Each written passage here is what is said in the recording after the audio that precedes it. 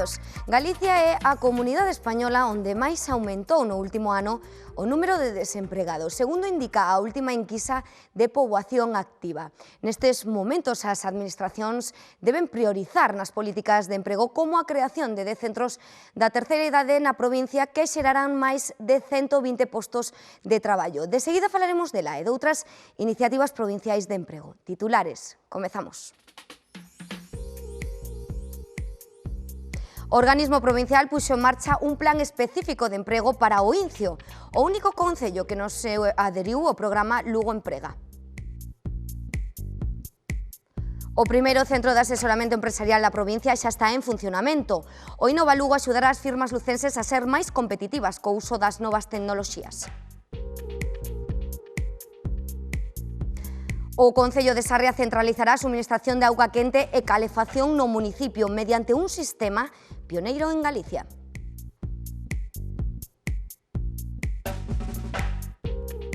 En a capital, o Concello inicia proceso para a posta en funcionamento das dúas novas garderías e pide ao Goberno autonómico o seu apoio.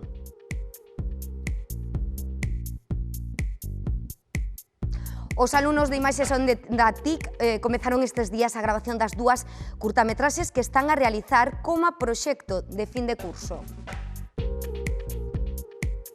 A Deputación ve de asinar os convenios cos concellos, onde Suplusa construirá as 10 primeiras residencias e centros de día da terceira idade, que darán servizo a 410 persoas. A súa creación xerará máis de 120 postos de traballo e contribuirá a paliar o despoboamento que sofre a provincia na zona rural. Os rexedores valoraron a iniciativa da institución. Coa asignación deste convenio, o organismo provincial inicia cos alcaldes o proceso para dotar de centros da terceira idade aos municipios que presentan a taxa de envellecemento máis alta. Eu creo que é o momento, ademais, de sustituir un concepto de austeridade empobrecedor por un concepto de austeridade enriquecedor. Os rexedores deberán ratificar este acordo nos plenos municipais deste mes e, a partir de aí, a Sociedade Urbanística Provincial comezará as obras. Vai beneficiar aos veciños todos de Meira e as veciñas, porque hai moita xente maior, e esta era unha cousa moi esperada. De verdad, como alcalde encontro-me moi agradecido, moi contento, e os meus veciños e as miñas veciñas isto xa o están valorando todos estes días. A creación dos centros darán servizo a uns 410 maiores que non terán que desplazarse a outros lugares, o que contribuirá a fixar poboación nestas zonas. En concellos como o noso, onde a población maior é moi elevada, realmente iniciativas como estas son moito de agradecer e, desde logo, para nós é unha bonísima noticia. Quedan moitos pueblos a veces vacíos, a xente non pode tampouco perder o traballo moitas veces para atender os maiores. Ademais, cada municipio verá minimizado o efecto do desemprego, xa que cada centro precisará da contratación de 12 persoas para atender as instalacións de día e 22 para as residencias. A economía de benestar que xenera eso, que a creación de empregos para Río Torto, para xente, sobre todo mulleres, que van a traballar nesta residencia, e de alguna forma eso vai a contribuir a manter a poboación. Pero a lista de concellos non se pecha aquí.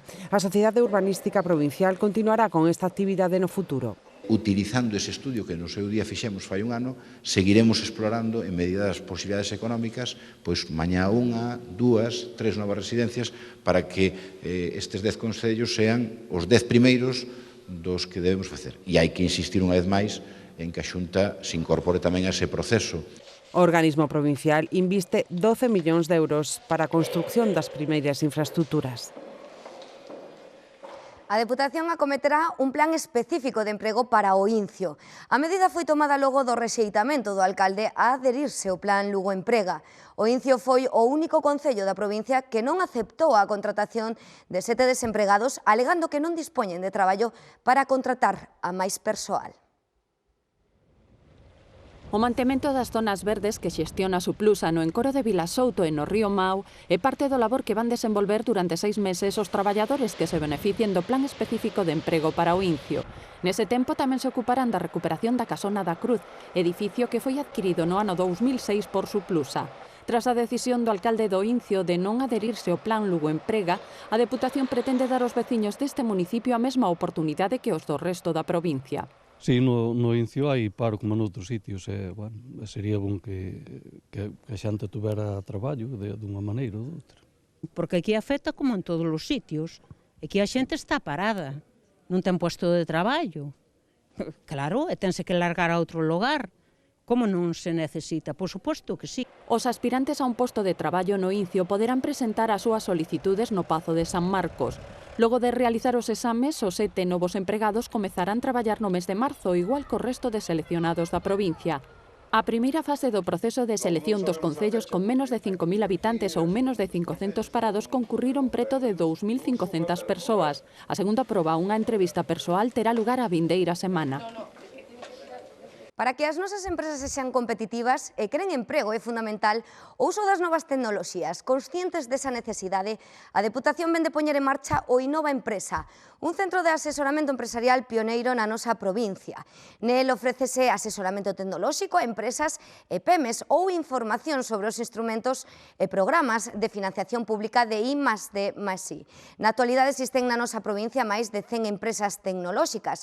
88 delas colaboraron na elaboración dunha guía TIC. Hola, buenos días. ¿Qué tal? ¿Cómo estás? Pablo. Sí, soy Pablo. ¿Qué tal? O Innova Empresa xa recibiu as primeiras consultas na súa primeira semana de funcionamento. O centro é pioneiro na provincia en ofrecer asesoramento integral aos emprendedores e empresarios con apoio personalizado durante todo o proceso para a posta en marcha de calquera proxecto. Cabe la posibilidad de hacer informes personalizados, entre comillas, ¿no? Orientados a determinadas consultas que nos puedan hacer y demás. Nosotros tendremos esa capacidad de poder derivar a uno u otro lado en función de las necesidades que demande el empresario, el emprendedor que venga aquí. O obxectivo, crear emprego, acadar empresas máis competitivas e impulsar iniciativas emprendedoras mediante o uso das novas tecnoloxías. O Innova Empresa é unha das patas do proxecto Innovate co que pretendemos facer chegar aos empresarios a realidade das novas tecnoloxías. Os objetivos estratégicos deste proxecto é que, de alguna forma, sexamos capaces entre todos de crear ferramentas de futuro e crear ese futuro, crear emprego, por suposto emprego estable, e que esas ideas de futuro de alguna forma se podan concretar, utilizando as tecnoloxías de información e comunicación como vínculo e como canal de comunicación con posibles clientes. Unha das súas primeiras actuacións foi elaborar unha guía TIC destinada a fomentar e facilitar o uso das novas tecnoloxías entre os empresarios. Ademais, serve de escaparate para que as empresas tecnolóxicas ofrezan de balde todos os seus produtos e servizos. Te va a permitir identificar con mayor facilidad y un poco que no necesariamente tengamos que tirar de empresas de fuera de la provincia de Lugo, cuando en Lugo hay empresas tecnológicas de marcado carácter tecnológico muy fuertes, muy potentes, incluso pueden actuar como tractoras de otros sectores. A guía TIC foi presentada durante a inauguración do centro, que acudiron empresarios e personalidades da provincia, e inclúe polo momento 88 empresas tecnolóxicas, aínda que se poderán sumar todas aquelas que estean interesadas. O centro está ubicado na sede do Iludes e forma parte do Innovate, financiado nun 70% pola Unión Europea. Horario de atención é pola mañá de luns a venres. Os interesados tamén poden facer consultas por teléfono ou correo electrónico e teñen toda a información do centro na súa páxina web.